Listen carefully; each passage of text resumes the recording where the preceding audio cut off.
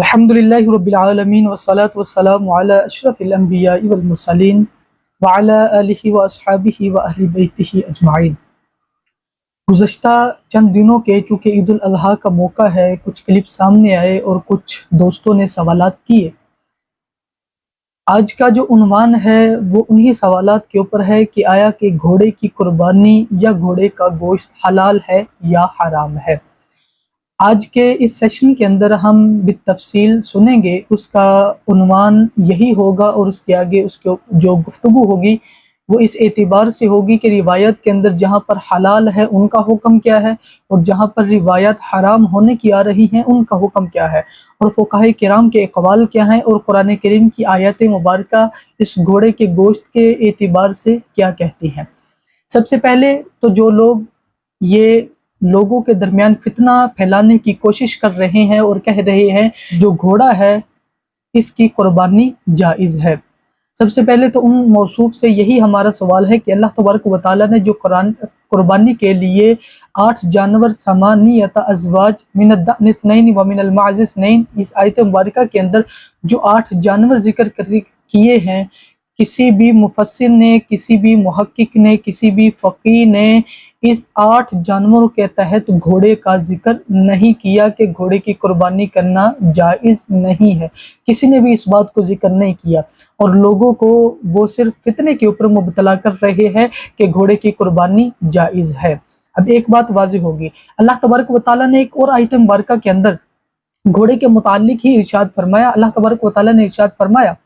والخیل والبغال والحمیر لترکبوها وزینہ۔ اللہ تبارک و تعالیٰ نے گھوڑے، خچر اور گدھے کو اس لیے بنایا ہے لترکبوها تاکہ تم اس کے اوپر سواری کرو، وزینہ اور یہ تمہارے لیے زینت ہے۔ میں آپ سے ان موصوف سے ایک سادہ سا سوال کرتا ہوں کہ رب تبارک و تعالیٰ نے جانوروں کے اندر جو سب سے بہترین فائدہ ہے وہ گوشت کا فائدہ ہے جو ہمارے لیے اللہ تبارک و تعالیٰ نے رکھا ہے، لیکن رب تبارک و تعالیٰ نے یہاں پر گوشت کا فائدہ نہیں بلکہ ادنا فائدہ جو سواری والا فائدہ ہے نا وہ ذکر کیا، جو اعلیٰ منافع جو حاصل ہونا ہے جانور سے وہ گوشت ہے، جبکہ رب تبارک و تعالیٰ نے یہاں پر گوشت کا نہیں بلکہ رب تبارک و تعالیٰ نے یہاں پر سواری کا تذکرہ کیا ہے کہ گھوڑا جو ہے یہ سواری کا جانور ہے، یہ کھانے والا جانور نہیں ہے۔ اب یہاں پہ بھی اب اسی آیت مبارکہ کے تحت مفسر قرآن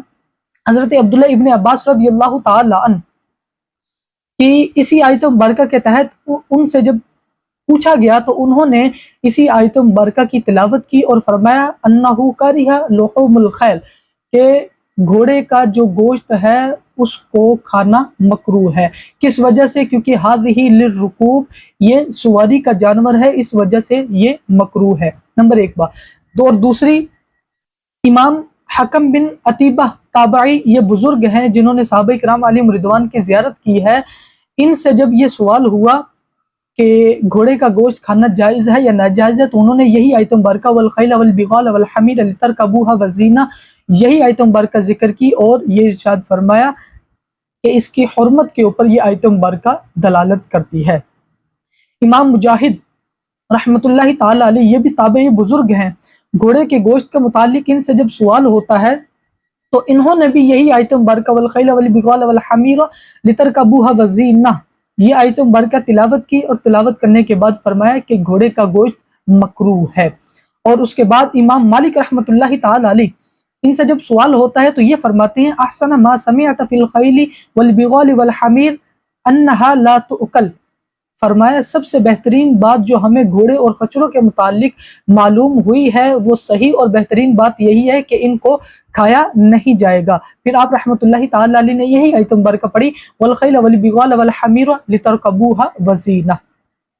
اب چونکہ قرآن کریم کی آیت مبارکہ سے یہ ثابت ہوا کہ گھوڑے کا جو گوشت ہے اس کی حلت جائز نہیں بلکہ اس کا گوشت کھانا یہ مکروہ ہے۔ اب آتے ہیں کہ بخاری شریف کی روایات کے اندر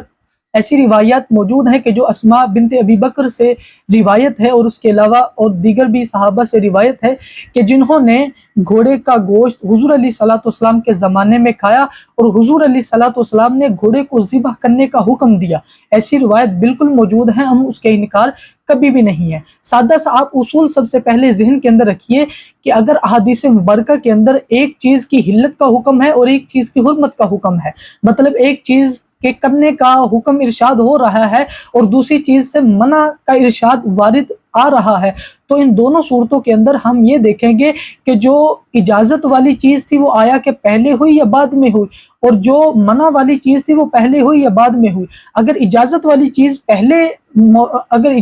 چیز پہلے مل رہی ہے اور بعد میں منع والی چیز احادیث مبارکہ کے اندر موجود ہے، تو ہم نے پہلی والی جو احادیث مبارکہ ہیں جو اجازت ملی ہے اس کو ختم کر کے جو دوسرا حکم آیا ہے اس کے اوپر ہم نے عمل کرنا ہوتا ہے۔ اب آتے ہیں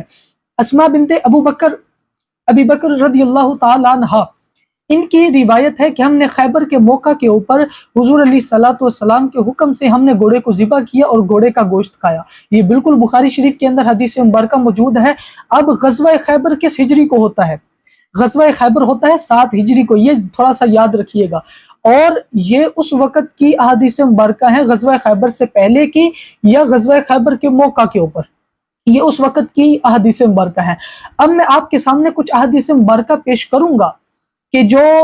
ابن ماجہ کے اندر بھی موجود ہے، سنن نسائی کے اندر بھی موجود ہے، ابو داود اور شرح مشکل الآثار کے اندر بھی احادیث مبارکہ موجود ہے، اور یہاں پر اس حدیث مبارکہ کے راوی ہیں خالد بن ولید رضی اللہ تعالی عنہ۔ اب یہ دیکھیے گا، اسماء بنت زید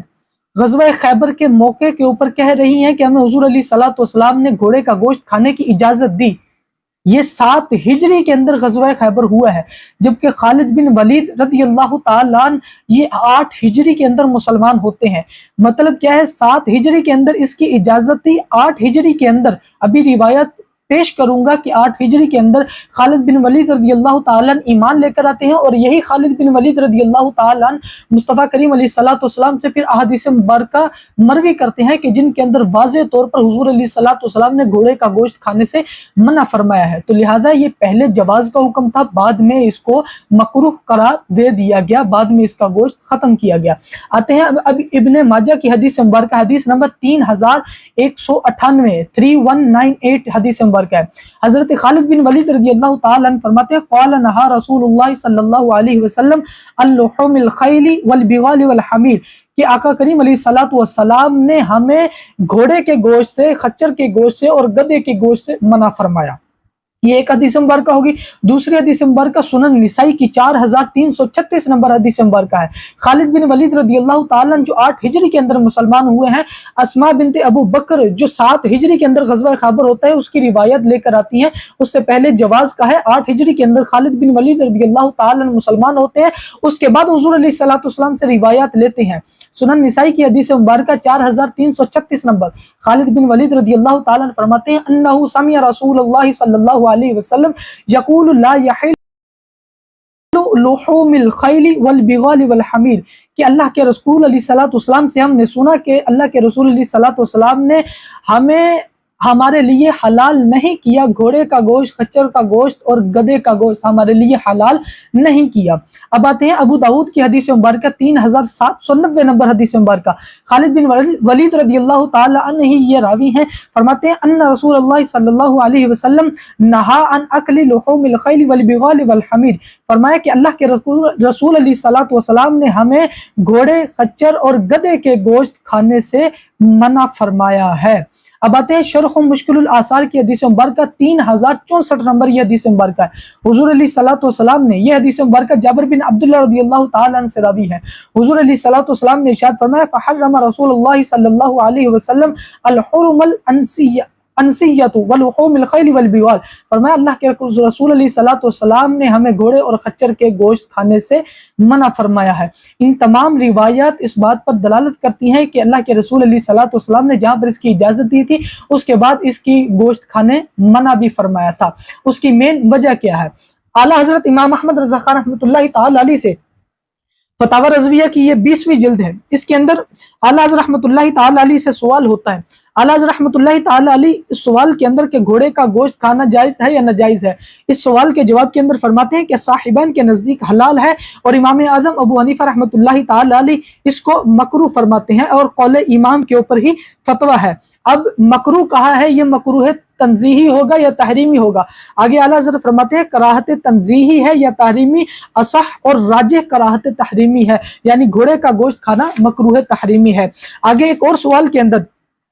310 नंबर के ऊपर ये सवाल होता है और आगे 312 नंबर के ऊपर एक और सवाल होता है और उसका जवाब आला हज़रत रहमतुल्लाहि ताला अलैह इस एतबार से देखे हैं कि घोड़े का गोश्त को हलाल कर देने के अंदर, अगर इसका गोश्त हलाल कर दें तो इसके अंदर आला जिहाद की किल्लत पैदा करना है, क्योंकि उस वक्त वो जो दौर था वो जिहाद का दौर था और घोड़ों के ऊपर जिहाद होता था। आला जिहाद की किल्लत पैदा करना है, इसलिए घोड़े का गोश्त खाना जायज़ नहीं है। अब यहाँ पर रुक कर मैं एक और बात करता चलूँ। अब कोई ये बंदा सवाल कर सकता है कि आला जिहाद की तो उस दौर के अंदर कमी वाक़या हो रही थी, अब तो इस दौर के अंदर टैंकों का दौर है, जदीद दौर है, लिहाजा इस दौर के अंदर तो आला जिहाद की किल्लत तो पाई नहीं जा रही। मोहतरम, ये आपके सवाल के आपके जहन के अंदर ये सवाल जो आया है, इस सवाल का जवाब यही है कि आज के दौर के अंदर भी घोड़ों की जिहाद के अंदर जरूरत पड़ती है। उसकी वजह यह है कि जो भी इलाके हैं, पहाड़ी इलाके हैं, आप कश्मीर की तरफ चले जाएं, इसके अलावा दीगर जितने भी मकामात हैं, उनके ऊपर खाना पहुंचाने के लिए फौजियों को, पुलिस वालों को जो भी मामलात होते हैं, जिहाद के ऊपर जाते हैं, वहां पर ना गाड़ियां चल जाती हैं,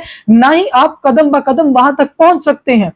और इतना सामान लेकर पहुंच सकते हैं। आज भी आप फौज के अंदर परेड होती है घोड़े के एतबार से, पुलिस के अंदर ये पूरा महकमा है, घोड़े की ट्रेनिंग उनको बाकायदा दी जाती है। तो ये आला जिहाद जो घोड़ा है, इसकी अभी ये खत्म नहीं हुआ इसका हुक्म अब भी बाकी है, क्योंकि जिहाद आज भी बाकी है और इसकी जरूरत आज भी पेश आती है। अब ये किताब मेरे पास बहार शरीयत फिक़्ह हनफी की बेहतरीन किताब, तीसरी जिल्द है और हिस्सा है इसका 15वां हिस्सा है। इसके अंदर मुफ्ती अमजद अली आज़मी रहमतुल्लाहि ताला अलैह ये फरमाते हैं, एक मसला नंबर 3 फरमाते हैं कि घोड़े के मुतालिक रिवायतें मुख्तलिफ हैं, ये आला जिहाद है, इसके खाने के अंदर तकलील आला जिहाद होती है, लिहाजा इसको ना खाया जाए। मतलब कि किल्लत जिहाद की बिना पर मुफ्ती अमजद अली आज़मी रहमतुल्लाहि ताला अलैह ने भी इसको मना फरमाया है। लिहाजा वो लोग जो ये कहते हैं कि घोड़े की कुर्बानी हो सकती है, उनसे सादा सा सवाल है कि अस्मा बिनते ज़ैद, और एक बात ये भी, वो अस्मा बिनते ज़ैद अस्मा बिनते अबू बकर रदियल्लाहु ताला अन्हा की जो रिवायत मिलती है ना, उसके अंदर नहरना के अल्फाज हैं कि हुजूर अलैहिस्सलातु वस्सलाम ने घोड़े को ज़बह किया, हुजूर अलैहिस्सलातु वस्सलाम ने घोड़े को नहर किया। तो मोहतरम, हुजूर अलैहिस्सलातु वस्सलाम की हदीस मुबारका में घोड़े को नहर करने का हुक्म आया है। और यहाँ पर मोहतरम ये बात है कि जब हम अस्मा बिनते अबी बकर की दीगर रिवायात देखते हैं और दीगर अहादीस मुबारका देखते हैं, उनके अंदर ज़बहना के अल्फाज आते हैं, नहरना के अल्फाज नहीं आते। मालूम और पता ये चला कि जहाँ पर नहरना बोला जाए और दीगर रिवायात नहरना के मुख्तलिफ ज़बहना की तरफ आ रहे हों, तो उस सूरत के अंदर नहरना भी बमाना ज़बहना होता है, जो इस बात पर दलालत करता है कि उस वक़्त के अंदर वो जो नहरना का लफ्ज़ आया है वो कुर्बानी का एतबार नहीं था, वो आम मुतलक हालात के अंदर घोड़े को कुर्बान किया गया था। और एक बात ये भी ज़हन के अंदर, जहाँ पर इब्न माजा के अंदर, सुनन निसाई के अंदर, अबू दाऊद के अंदर जहां पर घोड़े की हिल्लत का हुक्म आया है ना, और इन जो मुहद्दिसीन थे, इन्होंने जो रिवायात पेश की हैं, उनका जो बाब घोड़े की हिल्लत के ऊपर, गोश्त की हिल्लत के ऊपर बयां किया है, मोहतरम उसी बाब के आगे इन तमाम मुहद्दिसीन ने यह भी बाब बांधा है कि बाबु तहरीमी अन लुहूमिल खैल, कि घोड़े के गोश्त का खाना हराम है, इसकी हुर्मत है। तहरीम का माना, अगर आप हुर्मत लेते हैं तो हुर्मत ले ले, लेकिन यहाँ पर हुर्मत ही मुराद होगी, क्योंकि दीगर जो पहले वाली रिवायत इस बात के ऊपर आती हैं कि उसका गोश्त खाना जायज़ है, लेकिन ये मुख्तलफ ही मसला है। तो लिहाजा जहाँ पर उसकी इजाज़त के बाब बांधे हैं, वहीं पर मुहद्दिसीन ने इजाज़त के बाद जो अबवाब बांधे गए हैं वो ये हैं कि घोड़े का गोश्त की हुर्मत के एतबार से बांधे गए हैं। तो लिहाजा आप एक दो अहादीस मुबारका को ना लीजिए, बल्कि आगे देखिए कि उन मुहद्दिसीन ने इब्न माजा हो, सुनन निसाई हो, अबू दाऊद हो, इसके आगे जो दीगर अबवाब बांधे गए हैं वो घोड़े की हुर्मत के ऊपर भी बांधे गए हैं। लिहाजा उन लोगों के धोखे के अंदर ना रहें, वो सिर्फ लोगों को धोखा देने के एतबार से और मुसलमानों को आपस के अंदर मुंतशिर करने के एतबार से یہ چیزیں بیان کرتے ہیں۔ اللہ تبارک و تعالیٰ سے دعا ہے کہ رب تبارک و تعالیٰ ہم سب کو مصطفیٰ کریم علیہ الصلوۃ والسلام کی صحیح اعتبار سے سنتوں کے اوپر عمل کرنے کی توفیق عطا فرمائے۔ آمین بجاہ النبی الکریم صلی اللہ تعالیٰ علیہ وبارک وسلم۔